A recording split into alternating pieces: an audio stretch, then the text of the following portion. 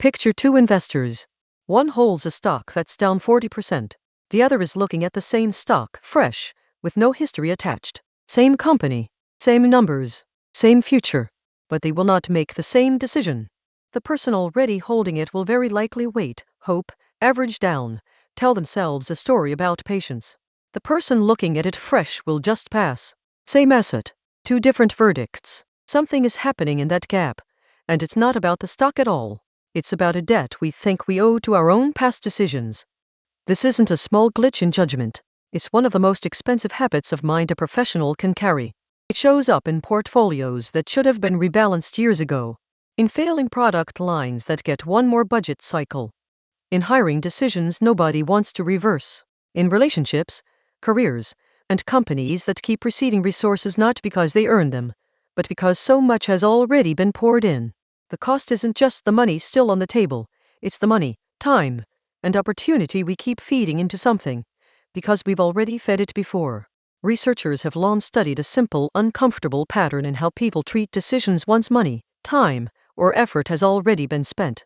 Once we've invested in something, we become more likely to keep investing in it, even when the smartest move, judged purely on what happens next, would be to stop. This has a name, the sunk cost fallacy. And it doesn't discriminate by intelligence. It shows up in trained economists, seasoned executives, and professional traders just as reliably as it shows up in anyone else. In fact, it often shows up more in capable people, because capable people are good at building a rational-sounding case for staying the course. Here's what makes this trap so hard to see from the inside. It doesn't feel like a mistake. It feels like a virtue. Sticking with a struggling investment feels like discipline. Staying loyal to a project you championed feels like integrity. Refusing to waste the money you already spent feels like responsible stewardship. Sunk cost thinking borrows the emotional costume of good character, loyalty, patience, follow through, and wears it while making the wrong call. That's the trap. You're not fighting laziness or stupidity.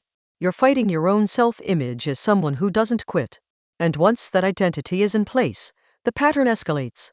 Every additional dollar, hour, or ounce of effort committed doesn't just fail to warn us, it deepens the story we've told ourselves. Now quitting wouldn't just mean losing the original investment, it would mean admitting the last round of investment was wasted too. So we add more. Each addition raises the emotional price of walking away.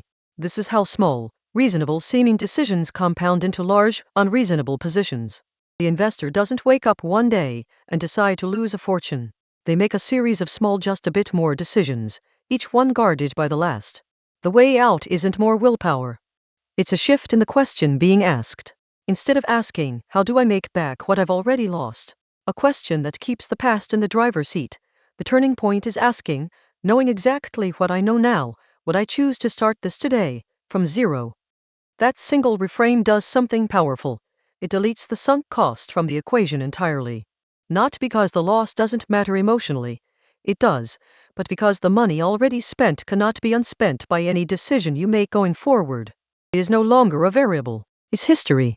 People and organizations who successfully apply this reframe don't necessarily win every bet, but they stop the bleeding faster. They redirect capital, time, and attention toward what actually has a future, instead of what merely has a past. The difference over a career, or a lifetime, isn't one dramatic decision, it's dozens of smaller exits taken earlier, before the story around them could calcify into an identity worth defending. Here is the hidden lesson underneath all of it. The money you've already lost should never appear in the decision you make next. Not because it didn't matter, it did, but because it belongs to a decision you've already made. Your next decision deserves its own, clean evaluation, built only from what's true right now and what's likely from here. The next time you're deciding whether to keep funding a project, hold a losing position, or stay on a path that isn't working, try removing the history from the page. Ask only, if I were encountering this option for the first time today, with fresh eyes and no prior stake in it, would I choose it? If the answer is no, the sunk cost isn't a reason to stay, it's the reason you're still there. If this reframe changed how you'll look at your next decision, subscribe to The Hidden Lesson. Every week, we dig into the invisible patterns behind money, power, and choice. And if you've ever caught yourself in a sunk cost trap, tell us about it in the comments. Sometimes naming it out loud is the first step to escaping it.